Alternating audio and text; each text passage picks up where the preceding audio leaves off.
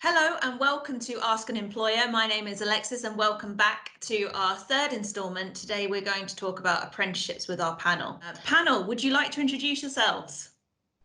Zeb. Okay, I'm Zeb Shahin.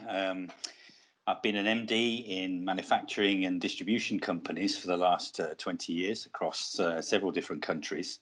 Now I'm back in the UK. I'm an EA for SEMLEP, so I go around schools and I try and help people move from being a student into the working world.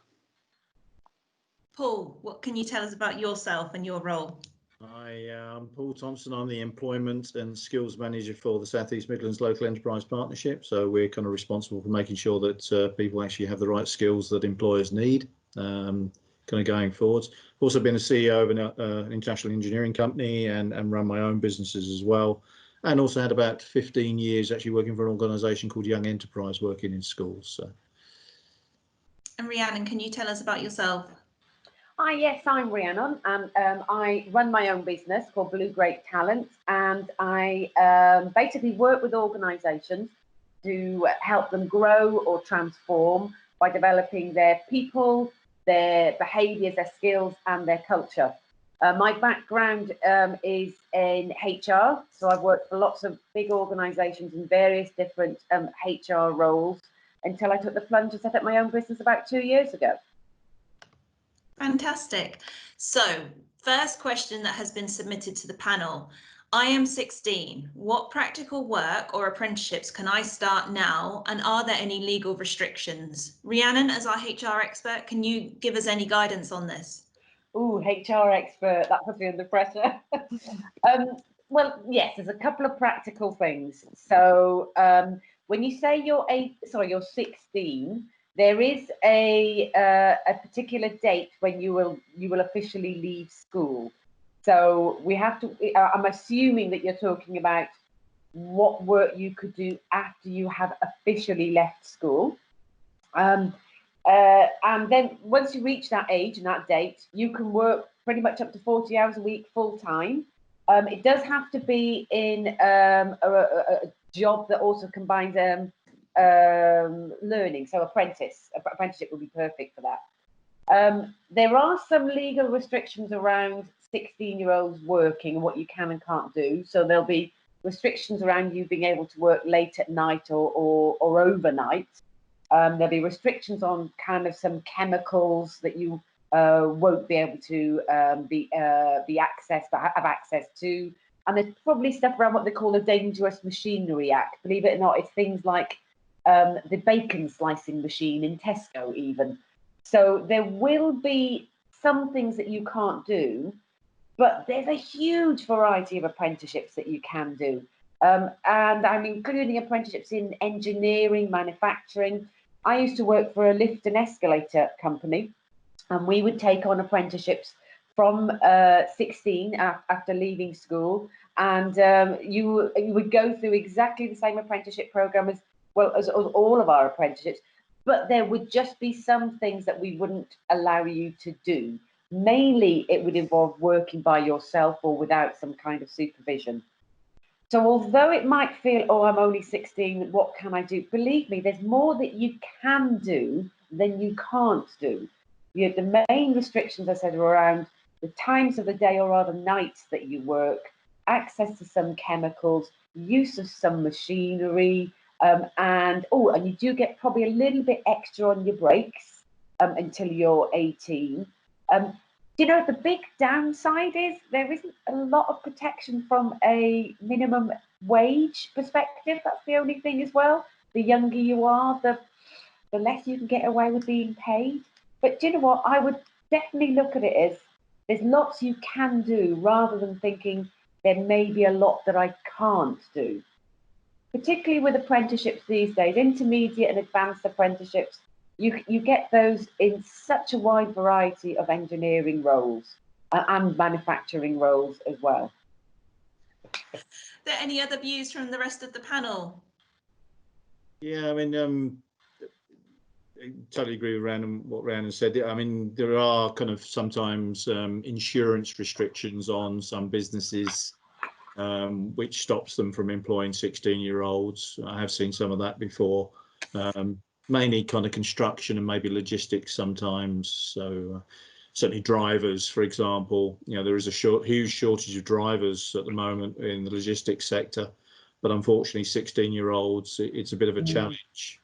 17-year-olds, because of the insurance restrictions on that. So there's a few things that drop out, but there is a huge range of apprenticeships there available. And find an apprenticeship.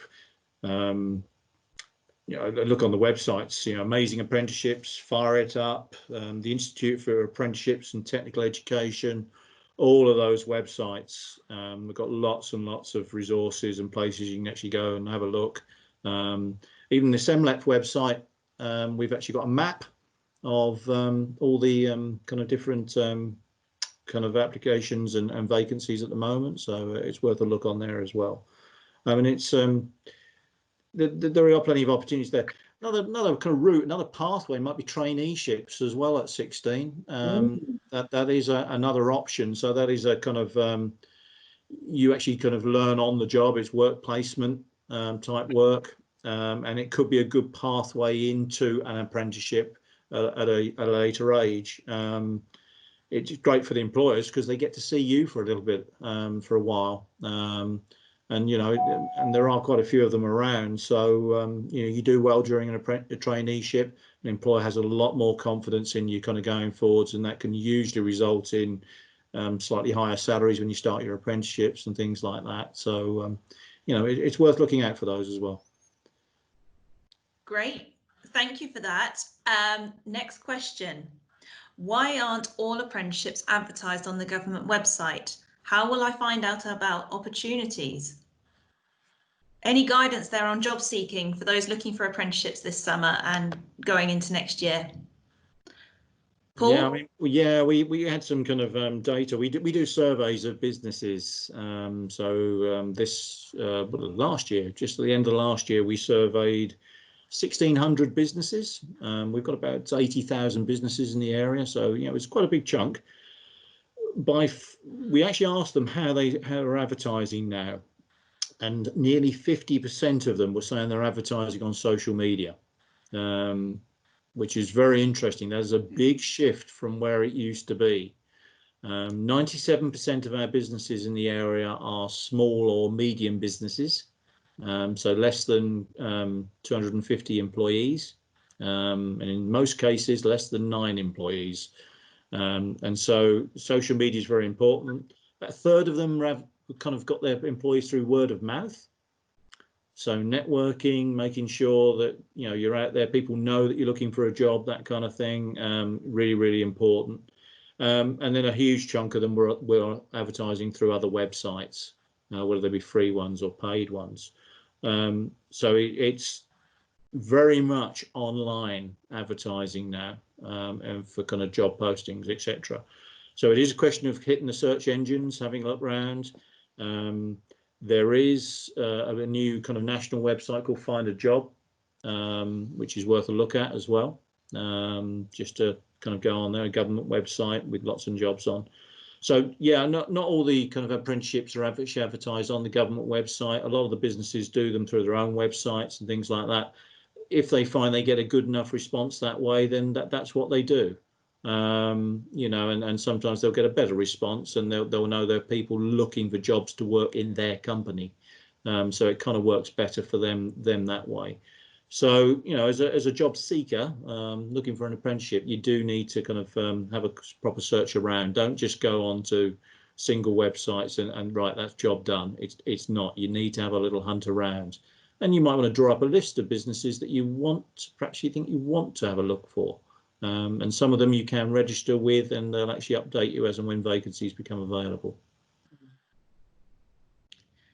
Any other top tips from the panel around seeking out opportunities?